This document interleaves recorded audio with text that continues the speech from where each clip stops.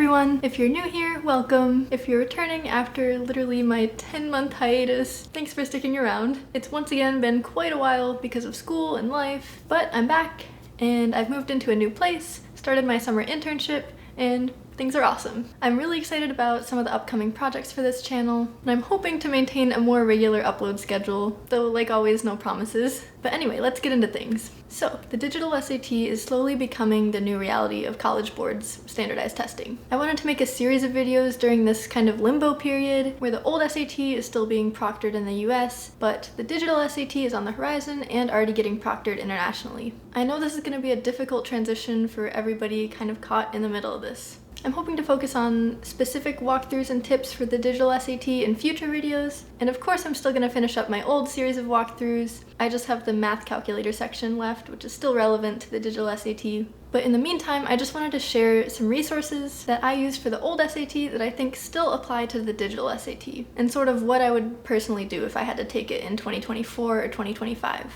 So I was initially very anti-digital SAT before I actually took one of the practice tests myself. And I'm still a little bit anti-digital SAT just because of the lack of resources available so far, but a lot of the beef I had with it was kind of over-exaggerated in my head, and we'll get to that in future videos too. For now, let's talk about the resources you can still use to prep for the new test and the order of operations that I would personally use them in. So if you've watched my video on how I scored a 1600 on my SAT, you'll know that the main resources that helped me succeed in order of importance were taking all of the official College Board practice tests and some of the QAS tests, PrepScholar's online program for the SAT, and Khan Academy. To me, the most helpful content for studying for the SAT, especially if you're looking to just refine your score a little bit, is going to be the content that mirrors the content of the test as closely as possible. Of course, the actual practice tests are going to be the best way to study then, but once you run out of those, I'll always plug PrepScholar as being the test prep company that does the best job of emulating those questions in my mind.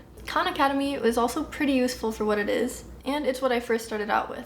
I think it's extremely important for understanding the format of the test and the fundamentals. It's just after a while I felt I'd kind of maxed out all the questions, and sometimes the questions weren't given in the exact format of the SAT, even though it is an official College Board source. So here's the study strategy that I'd recommend if you're just starting your SAT journey and are going to be taking the digital SAT. And if you're on a time crunch, I recommend kind of switching the order of this and starting out with phase 3, then going back to phase 2 as you have time, just cutting out phase 1 completely. But if you have enough time, here's the full order of what I would do. Phase 1. I would 100% look through Khan Academy's test prep before you do anything else. The benefit of this is it's completely free, and it officially has the College Board seal of approval, meaning that you know it's pretty legit. Completing a bunch of practice questions on there will help you hone in on exactly what topics you're having difficulty with. And it'll also give you the huge benefit of learning what to expect from an SAT, or if you're taking a standardized test for the very first time. It's incredibly important to have those fundamentals, and this will probably lead to the biggest relative boost in your score for the amount of time you put in if you're scoring between like below 1,000 up until a mid 1,400 or so. I'm not going to give you a super specific test plan since that's going to vary based on your schedule and where you're at right now and how much time you have before your test, but even just a few questions with Khan Academy daily or watching one of their videos every day can really do wonders to your score if you're consistent with it. Now for phase 2, I would say kind of combine this with phase 1, and I think Khan Academy also kind of integrates this phase into it, at least it did 4 years ago. But once you have a pretty solid handle on the fundamental concepts, or even if you don't quite yet, you still need to be taking practice tests. This is where it gets a little more tricky for the digital SAT since there's only 4 practice tests available and 4 paper digital SATs, which is a little weird and has like some of the same questions repeated, I've heard. Let's just hope they release more content soon. I would say if this is the only resource that you're going to be using, figure out the exact span of time you have before your SAT and space those actual digital SAT practice tests evenly within that time span, and then do other types of prep and older tests in between that. I would just make sure to conserve them a little bit, like a precious resource, so I don't start off and take all 4, and then when it's closer to my test date, not quite remember the format or have to go back and review them. If you've already done this and taken all the content that's available, then I'd say just review as much as you can right before your test date. Also, while you're taking these tests, be sure to replicate the exact environment you're going to be in. If possible, use the same device you're planning on using for test day. Be sure to download the Blue Book app that College Board has, which is linked in the description, and take your tests with that, not on paper. If you watched some of my other videos, you know how crazy I was right before my final SAT. I started taking practice tests with masks on to like super replicate the environment because it was during COVID. Basically, the closer you get to replicating your actual test environment, the more comfortable and confident you're going to feel on test day. Besides these 4 real tests, you can also take the 4 paper ones, although there might be a little bit of overlap between them. And after that, I would prioritize the 8 official College Board practice tests for the current SAT, and the QAS from actual test days if you can find access to that. Be warned that this is probably more useful for the math section than the reading, since that seems to be a lot more similar to the old SAT than the new reading sections are. Also, they give you Desmos on the digital SAT, which is awesome. So as you're going through the old tests, treat it like you would have Desmos and a calculator the entire time, because now you won't have to solve a system of linear equations by hand on an SAT ever again. It's a little bit trickier for the reading and writing sections, since I feel like those shorter paragraph questions kind of require a slightly different skill set than the longer readings did, but a lot of the fundamentals and the question types transfer over. So if you get really good at the old reading and writing sections, you're going to do well on the new reading and writing sections.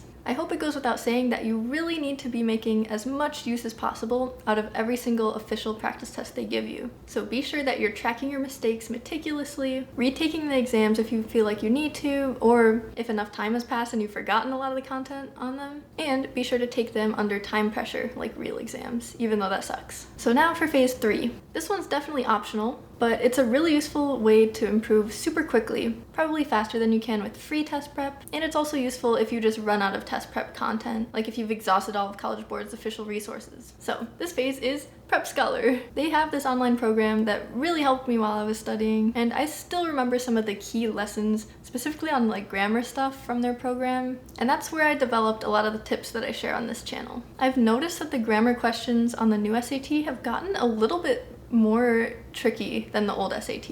And PrepScholar is especially useful for learning all the standard English conventions, and they also give tips for tackling the harder reading section questions. For the math section, their bank of literal thousands of questions seemed a little bit more in-depth than Khan Academy's, with more fleshed out explanations. And although their digital SAT prep course isn't quite ready yet, I think in July it's going to be releasing, and if you sign up for any of their SAT programs, you get access to that too when it drops. I really kind of incessantly plug them because I think they do a really good job of meticulously researching questions, so they're pretty much the same as the official sources, which is the most important thing in my opinion. And if you sign up for one of their online programs with the link in my description, you can get $50 off their SAT or ACT prep. Also, I never had any private tutoring, and I am of the mindset that you don't really need that or any paid service to accomplish your goal score if you're motivated enough. But if you do need that extra boost of motivation, of commitment, and if tutoring is something you really think you're going to benefit from, PrepScholar is now offering tutoring services as well. You can have one-on-one time with 99th percentile SAT scores in a course designed by a perfect SAT scorer.